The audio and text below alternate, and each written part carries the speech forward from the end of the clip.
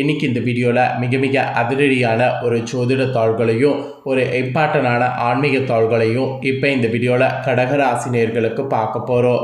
So பார்க்குறதுக்கு முன்னாடி எதை பற்றியது பார்க்க போகிறோம் அப்படிங்கிறத இன்ட்ரோவில் ஷேர் பண்ணுறேன். எதை பற்றியதை பார்க்க போகிறோங்கிறத தெரிஞ்சுக்குங்க. ஸோ இன்றைக்கி ஒரு அற்புதமான நாளுங்க. இன்றைக்கி ஆங்கில மாத தேதி செப்டம்பருடைய 21ஆம் நாள். தமிழ் மாதம் பார்த்திங்கன்னு வச்சுக்கோங்களேன் 6வது மாதமான புரட்டாசியுடைய 5ஆம் நாள். கிழமை இன்னைக்கு ஞாயிற்றுக்கிழமை. இன்றைக்கி என்ன ஸ்பெஷல் ஞாயிற்றுக்கிழமை அப்படின்னு பார்க்குறீங்களா?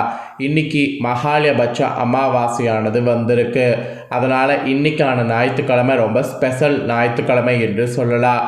இந்த அமாவாசையில் கிரகங்கள் ஒன்றோடு ஒன்று சேர்றது மாறுறது இதனோட அடிப்படையில் ஒவ்வொரு ராசிக்காரங்களுக்கும் இன்றைய அமாவாசையிலிருந்து தலையெழுத்து மாறும். அப்படி மாறக்கூடிய தலையெழுத்தை அந்தந்த ராசிக்காரங்க தெரிஞ்சு பலனடையணுங்கிறதுனால ஒவ்வொரு ராசிக்கும் அமாவாசையிலிருந்து மாறக்கூடிய தலையெழுத்தை ஷேர் பண்ணிட்டு வரேன். அதில் கடகம் ராசிக்காரங்களுக்கு ஷேர் பண்ண போகிறேன். கடகம் ராசியில் பிறந்த நேயர்கள் இந்த ஒரு வீடியோவை ஸ்கிப் பண்ணாமல் பாருங்கள். உங்களோட ராசிக்கு என்ன மாதிரி தலையெழுத்து மாறும் அப்படிங்கிறத தெரிஞ்சு அதற்கேற்ப நடந்து பலன் பெறுங்க.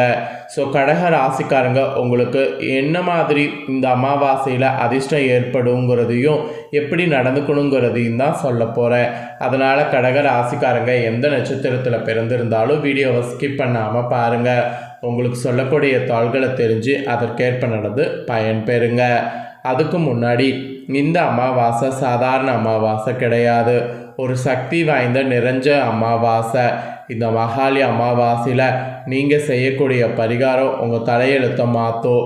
அதனால் இன்றைக்கி இந்த வீடியோவில் உங்கள் ராசிக்காரங்க செய்ய வேண்டிய ஒரு சூட்சம பரிகாரத்தை தான் சொல்ல போகிறேன். இந்த பரிகாரம் என்ன, இதை செய்கிறது எந்த அளவுக்கு தலையெழுத்து மாறும் அப்படிங்கிறத ஃபஸ்ட்டு கடக ராசிக்காரங்க தெரிஞ்சுக்குங்க. அதுக்கப்புறம் உங்களுக்கான பலனை அதிரடியாக பார்க்கலாம். ஆக்சுவலி உங்கள் எல்லாருடைய வாழ்விலும் தீராத கஷ்டம் என்ற ஒன்று கட்டாயம் இருக்கும். அந்த கஷ்டத்தை சரி செய்ய எவ்வளவோ இறை வழிபாடு செய்திருப்பீங்க, இல்லை எவ்வளவோ வேண்டுதல்கள் நிறைவேற்றியிருப்பீங்க. ஆனால் நம்மளுடைய கஷ்டத்திற்கு ஒரு தீர்வும் கிடைத்திருக்காது. இப்பேற்பட்ட ஒரு துன்பம் விலக இந்த பரிகாரத்தை இன்றைக்கி செய்து பாருங்கள். இன்றைக்கி மகாலய அமாவாசை. இன்று பரிகாரத்தை துவங்குங்க. அடுத்த அமாவாசை திதி வருவதற்குள் உங்களுடைய அந்த குறிப்பிட்ட தீராத துன்பத்திற்கு ஒரு தீர்வினை கடவுள் நிச்சயம் காண்பித்து கொடுப்பார். இந்த பிரச்சனைக்கு தான் இந்த பரிகாரத்தை செய்ய வேண்டும் என்ற எந்த கட்டாயமும் இல்லை. உங்களுடைய மனதிற்கு உங்களுக்கு சுமையை தரக்கூடிய பாரம் எதுவாக இருந்தாலும் கஷ்டம்தான். உதாரணத்திற்கு திருமணம் வேண்டுமா, கடன் சுமை குறைய வேண்டுமா, உடல் உபதைகள் தீர வேண்டுமா, குழந்தை வர வேண்டுமா, அல்லது கணவருக்கு வேலை வேண்டுமா, மனைவிக்கு ஆரோக்கியம் தேவையா, இது மாதிரி எது வேண்டுமென்றாலும் அந்த இறைவனிடம் கேளுங்க, முன்னோரிடம் கேளுங்க, குலதெய்வத்திடம் கேளுங்க. நிச்சயம் நீங்கள் கேட்டது உங்களுக்கு ஒரு மாதத்தில் கிடைத்துவிடும். அப்பேற்பட்ட பரிகாரம் தான் இது. ஸோ இந்த பரிகாரம் செய்வதற்கு ஏதேனும் சிரமம் இருக்குமா அப்படின்னு கேட்டிங்கன்னா அதெல்லாம் எதுவுமே இல்லை. மிக மிக சுலபமான பரிகாரம் தான். ஸோ என்ன பரிகாரம் எப்படி செய்யணுங்கிறத வாங்க பார்க்கலாம். தினமுமே காலையில் நீங்கள் சமைப்பீங்கள்ல, அந்த சமைப்பதற்கு முன்பு ஒரு சின்ன டம்ளர் அளவு பச்சரிசியை எடுத்து ஒரு பாத்திரத்தில் அல்லது ஒரு கேரி பேக்கில் சேகரித்து வாங்க. இவ்வளவு தான் பரிகாரம். ஸோ இன்றைக்கி வீடியோ பார்க்கும்போது சமைச்சிருப்பீங்க. அதனால் சமைச்சது தப்பு கிடையாது. சமைச்சிட்டு இந்த வீடியோ பார்த்துட்ருக்குறவங்க ஒரு சின்ன டம்ளரில் பச்சரிசி எடுத்து ஒரு பாத்திரத்தில் அதில் கேரி பேக்கில் சேகரிங்க. நாளையிலேருந்து காலையில் சமைப்பதற்கு முன்னாடி இதை ஃபாலோ பண்ணுங்கள். தினமும் இந்த பச்சரிசி எடுத்து அந்த பையில் சேகரிக்கும் போது முன்னோர்களையும் குலதெய்வத்தையும் வேண்டிக் கொள்ளுங்க. அறிந்தோ அறியாமலோ ஏதேனும் பாவங்கள் செய்து இருந்தால், ஏதேனும் தவறுகள் செய்து இருந்தால் அதற்கான மன்னிப்பு கிடைக்க வேண்டும் என்று பிரார்த்தனை வைத்து கொள்ளுங்க. ஸோ இன்றைய அமாவாசையில் இந்த பரிகாரத்தை செய்ய துவங்குங்க. தினம் ஒரு டம்ளர் பச்சரிசியை தனியாக சேகரிங்க. அடுத்த அமாவாசை நாள் அன்று குறிப்பிட்ட அளவு அரிசி சேர்ந்து இருக்கல்லவா, அந்த அரிசியோடு 1/2 கிலோ வெல்லம் சேர்த்து 100 ml குறைந்தபட்சம் நெய் வாங்கி அந்த பச்சரிசியுடன் வைத்து யாராவது ஒருவருக்கு அதை அப்படியே தானம் கொடுத்து விடுங்க. அதிகபட்சம் உங்களால் எவ்வளவு நெய் வாங்கி கொடுக்க முடியும் என்றாலும் இந்த அரிசியோடு வைத்து அந்த நெய்யை தானம் கொடுங்க. இவ்வளவு தான் பரிகாரம். தானம் கொடுத்து விட்டு திரும்பி பார்க்காம வீட்டுக்கு முகம் கை கால்களை அலம்பிக்கொண்டு உங்களுடைய வேலையை நீங்கள் செய்யுங்க. இந்த பரிகாரத்தை மட்டும் ஒரு முறை செய்து பாருங்கள். உங்கள் வேண்டுதலானது உடனே பலிக்கும். எந்த கோரிக்கை நிறைவேற வேண்டும் என்று அமாவாசை நாளில் இந்த பரிகாரத்தை தூங்குறீங்களோ அந்த வேண்டுதல் அடுத்த அமாவாசை திதியில் பலித்திருக்கும். இதுதான் இந்த வேண்டுதலுக்கும் பிரார்த்தனைக்கும் உண்டான மகிமை. முன்னோர்களையும் குலதெய்வத்தை நினைத்து இந்த ஒரு கைப்பிடி பச்சரிசி தானம் செய்வது ஒரு பயங்கரமான தலையெழுத்தை மாற்றும். நீங்கள் கொடுத்த இந்த தானம் உங்கள் கர்ம வினைகள் எல்லாம் கழித்து உங்களுக்கான நற்பலன்களை கொண்டு வந்து சேர்க்கும். நம்பிக்கை இருக்கிறவங்க இந்த பரிகாரம் இன்று செய்து பாருங்கள், உங்கள் வாழ்க்கை விதி மாறும். ஸோ இந்த பரிகாரத்தை இப்போ செய்கிறது போல் இந்த பரிகாரம் செய்யும்போது உங்கள் தலையெழுத்து மாறும். ஸோ தலையெழுத்து மாறுற மாதிரி உங்கள் ராசிக்கு என்ன பலன் கிடைக்குங்கிறத வாங்க பார்க்கலாம். கடகராசி புனர்பூசம் 4ஆம் பாதம் பூஷம் ஆயில்ய நட்சத்திரத்தில் பிறந்தவங்களுக்கு நான் சொல்லக்கூடிய கணிப்பு கரெக்டாக இருக்கும். ஸோ கடகராசிக்காரங்க இந்த நட்சத்திரத்தில் பிறந்தவங்க வீடியோவை ஸ்கிப் பண்ணாமல் பாருங்கள்.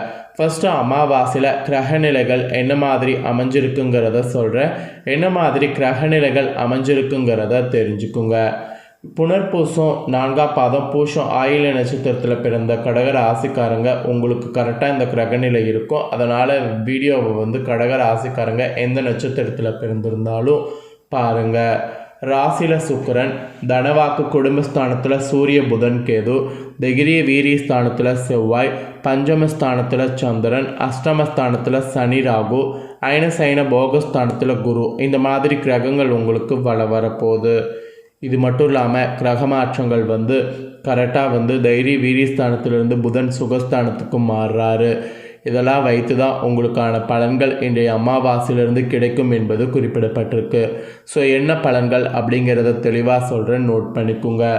அடுத்தோர் செய்யக்கூடிய இடையூறுகளை உங்களுக்கு சாதகமாக பயன்படுத்தி சாமர்த்தியமுடைய கடகராசினரே இந்த அமாவாசையிலிருந்து எடுத்த காரியத்தை எப்படியும் செய்து முடித்து விடுவீங்க.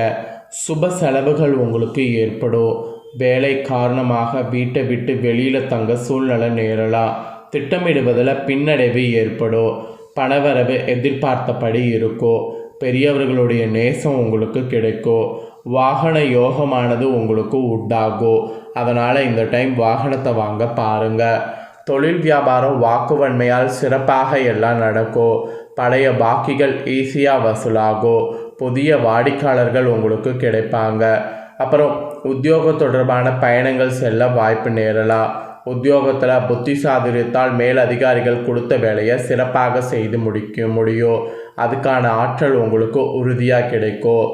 குடும்பத்தில் இருந்த தேவையற்ற குழப்பம் நீங்கும். கணவன் மனைவிக்கிடையே இருந்த மன வருத்தம் நீங்கும். பிள்ளைகளுக்கு தேவையான பொருட்கள் வாங்கி கொடுப்பீங்க. பெண்களுக்கு காரியங்களில் இருந்த பின்னடைவு நீங்கும். மெயினாக எதிர்பார்த்த பணவரவு இந்த டைம் இருக்குது.